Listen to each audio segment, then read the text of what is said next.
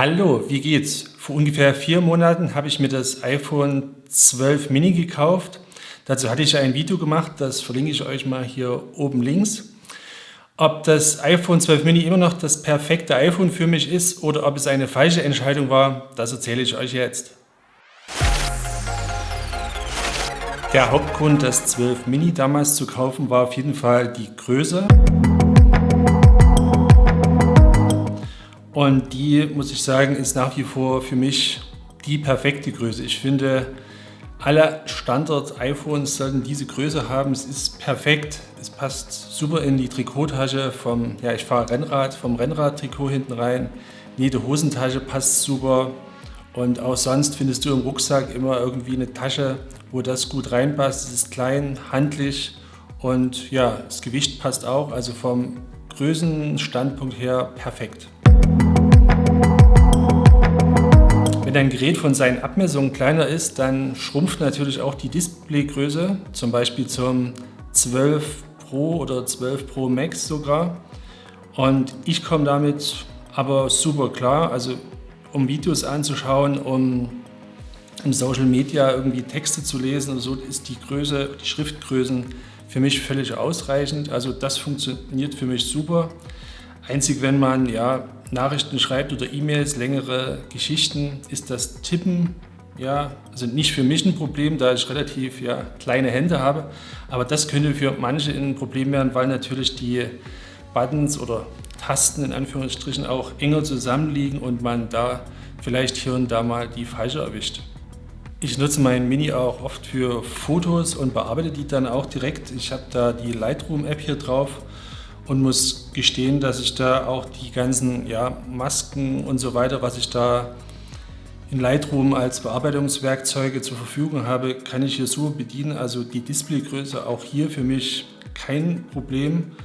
Funktioniert alles total super. Im Gegenteil, ich habe relativ kleine Hände, wie schon gesagt, und muss sagen, dass ich dadurch auch die einzelnen Sachen besser erreichen kann. Also ein größeres Gerät würde mir zwar den Vorteil eines größeren Displays verschaffen, aber neben dem Platz oder mehr Platz, den ich brauche, hätte ich eher Probleme, das einhändig zu bedienen. Von daher perfekte Größe für Mike-Hände. Ein paar Sachen hat das iPhone 12 Mini natürlich nicht. Das ist unter anderem das Teleobjektiv. Also wie ihr seht, hat es ja nur 2 Kameras. Das ist sicherlich ein Feature, was nicht schlecht ist, wenn man filmt oder Fotos macht, dass man da nochmal optisch ranzoomen kann. Also mit der dritten Kamera, mit dem dritten Objektiv, dem Teleobjektiv, hat es dann einen 4-fach optischen Zoom. Hier ist nur ein 2-facher optischer Zoom vorhanden. Ist natürlich nicht schlecht oder nice to have, aber für mich im Praktischen, da ich das noch nie hatte, ich bin vom 8er quasi auf das gewechselt, fehlt es mir nicht. Also wenn man was noch nicht hatte, fehlt es in dem Sinne auch nicht. Von daher, das ist für mich kein Kriterium, ein größeres Gerät zu kaufen. Was ich gerne von den größeren Modellen hier in dem Mini sehen würde, ist der LiDAR- oder LiDAR-Sensor. Der unterstützt bei schlechten Lichtverhältnissen oder im Porträt- und Videomodus. Da gibt es auch Apps, die den LiDAR-Sensor nutzen. Das ist sicherlich ein Feature, was schön wäre, wenn es hier drin wäre, aber ich könnte mir vorstellen, dass in einem Folgemodell, also dass es beim 13er, wie auch immer das dann heißen wird, wieder die Größe, dass es da wieder diese Größe geben wird und dann ist der sicherlich verbaut. Das 12er hat ja auch den Nachtmodus, wo die Belichtungszeit verlängert wird, wie bei Digitalkameras. Das ist ein super Feature, wo man auch nachts tolle Fotos bekommt. Mein Tipp: Das Handy dann immer irgendwo anlehnen, also an der Wand oder auf den Boden irgendwie stellen, weil wenn 2-3 Sekunden Belichtungszeit ist, dann verwackelt man weniger. Es ist zwar was eingebaut, was das Verwackeln quasi, also was das nicht sichtbar macht dann im Bild, aber so werden die Ergebnisse einfach noch besser, wenn ihr das an irgendeinem festen Gegenstand anlehnt, stellt etc. Und der nächste Punkt, was für viele nicht ein Problem, aber ein Argument ist, das 12 Mini nicht zu kaufen, ist der kleinere Akku, weil kleineres Gehäuse natürlich kleinerer Akku. Ich muss aber sagen, dass ich damit grundsätzlich nie Probleme hatte mit der Akkudauer über den Tag. Ich lade das Gerät nachts über auf und habe jetzt in den 4 Monaten, vielleicht 5-mal hat es mich tagsüber quasi der Saft hier im Gerät verlassen. Das heißt, ich musste nachladen. Ansonsten auch bei für mich extensiver Nutzung habe ich abends noch 10-20% Akkuleistung, also für mich völlig ausreichend. Was ich mache, ist, dass meine Displayhelligkeit, ich würde sagen, die ist so zwischen 50 und 60%, also nie voll aufgedreht. Das schont natürlich etwas den Akku.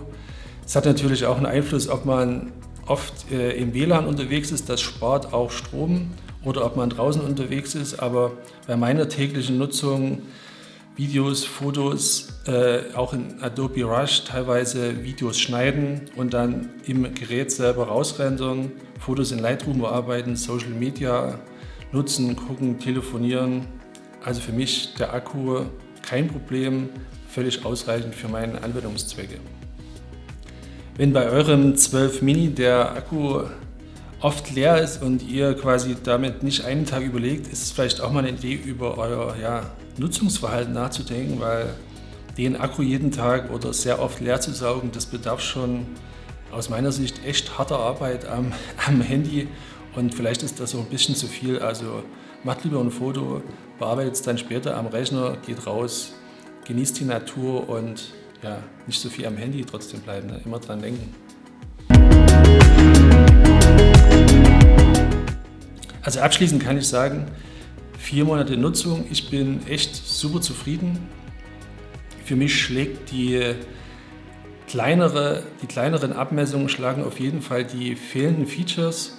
Ich würde mir das Gerät immer wieder in der Größe kaufen und hoffe, dass bei zukünftigen iPhone-Generationen auch immer so eine kleine Variante dabei ist, weil klein ist für mich einfach portabler, ist besser zu verstauen und also für mich nochmal nach 4 Monaten Empfehlung iPhone 12 Mini.